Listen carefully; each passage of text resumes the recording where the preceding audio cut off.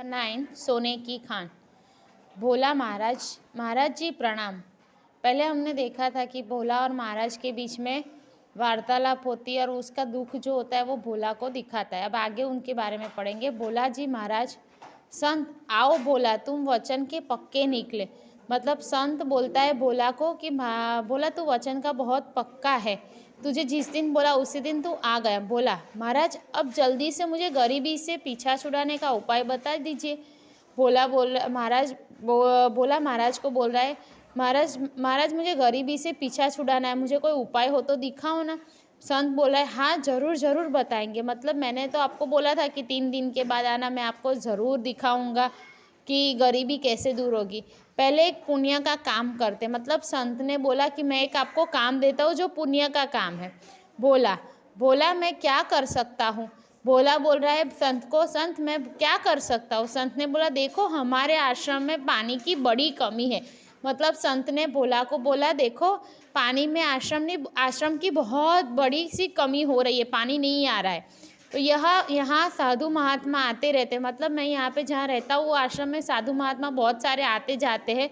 यहाँ का कुआं भी सूख गया है। मतलब कुआं भी सूखा है। कुआं मतलब वेल जो भी सूख गया है। इसमें थोड़ी खुदाई करनी है, मतलब उसमें थोड़ा सा खड्डा खोदना है, इनसे पानी निकल आएगा। मतलब आप इतना खोदो कि पानी उसमें से निकल आए।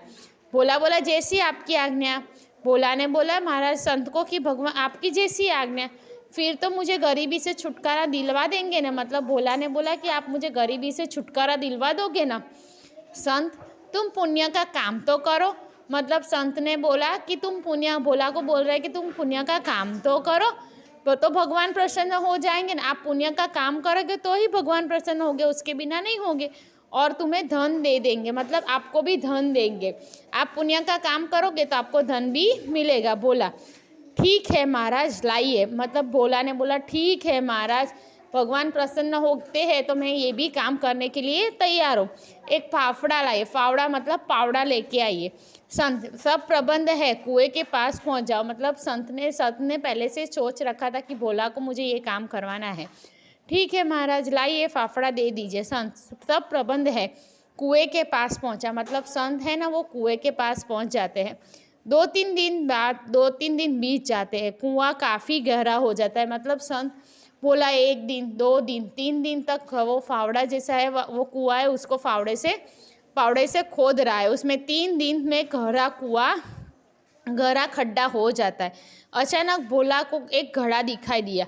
मतलब वो कुएं के अंदर एक छोटा सा घड़ा है, वो भोला को दिखता है, देता है और वह उसे उठाकर संत के पास ले आता है। मतलब वो जो घड़ा है वो किसके पास ले आता है, संत के पास लेके आ जाता है।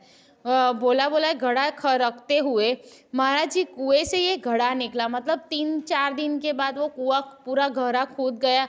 उसके अंदर से क्या निकला है, गहरा खड्डे में से एक घड़ा निकला। संत ने बोला भला इसे घड़े का मुंह तो खोलो। मतलब संत बोल रहे हैं भोला को कि तुम ये घड़े का मुंह तो खोलो, मतलब ढक्कन तो खोलो। भोला घड़े का मुंह खोलता है, वहाँ उसे भरे चांदी के सिक्कों को देखकर दंग हो जाता है। मतलब वो घड़े के अंदर चांदी के सिक्के होते, सिल्वर होते, वो कॉइन होते, वो देखकर वो दंग हो जाता है। बोला महाराज जी इसमें तो चांदी के सिक्के भरे हुए, लीजिए संभालिए। मतलब बोला संत को बोल रहा है कि ये चांदी के सिक्के हैं, आप ले लीजिए और इसे संभालिए। संत नहीं बोला यह मेरा परिश्रम का फल नहीं और ये इस पर तुम्हारा ही अधिकार है। मतलब संत ने बोला ये तुम्हारा ही परिश्रम का फल है, ये मेरा फल नहीं है, आप ही इसको संभालो। बोला यह तो आपकी कृपा का फल है। मतलब संत बोला संत को बोलता है भगवान आपने बोला तभी मैंने ये मेहनत की और ये आपका फल है, आपकी कृपा ने, आपने बताया तभी मैंने मेहनत की ना, इसलिए मतलब आपकी मेहनत का ही फल है, आपकी कृपा का फल है। संत नहीं, भाग्य बनाने के लिए कर्म करना ही पड़ता है। मतलब जो भाग्य बनाना है ऊपर से, जो अपना नसीब, भाग्य मतलब नसीब बनाना है तो उसके लिए हमें कर्म करना ही पड़ता है। मतलब मेहनत करनी ही पड़ती। कर्म करने का ही फल प्राप्त, कर्म मतलब मेहनत करने का ही फल हमें प्राप्त मिलता है। इन सिक्कों से कोई काम धंधा शुरू करो। मतलब आप ये जो मैं सिक्का दे रहा हूँ, इन सिक्कों से कोई भी आप काम धंधा शुरू करो। मतलब अपना जो बिजनेस है वो शुरू करो, तुम्हारी गरीबी सदा के लिए मिट जाएगी। मतलब आपको जो गरीबी है वो मिट जाएगी। और परिश्रम ही सोने की खान है, मतलब मेहनत करोगे तो ही हमें परिश्रम मिलता है और तो ही हमें फल मिलता है। भोला संत के चरणों में पकड़ लेता है, भोला संत के चरणों में कि संत के चरणों मतलब पग पकड़ लेता है। बोला महाराज आपने मुझे सच्ची राह दिखाई दी, मतलब बोला महाराज आपने मुझे एक सच्ची सी राह दिखाई जिससे हम मेहनत करेंगे तो ही हमें फल मिलेगा। अब तक तो मैं आलसी था, मतलब मैं आलसू था, इसलिए मैं कुछ काम नहीं कर रहा था, इसलिए मुझे गरीबी दिख रही थी।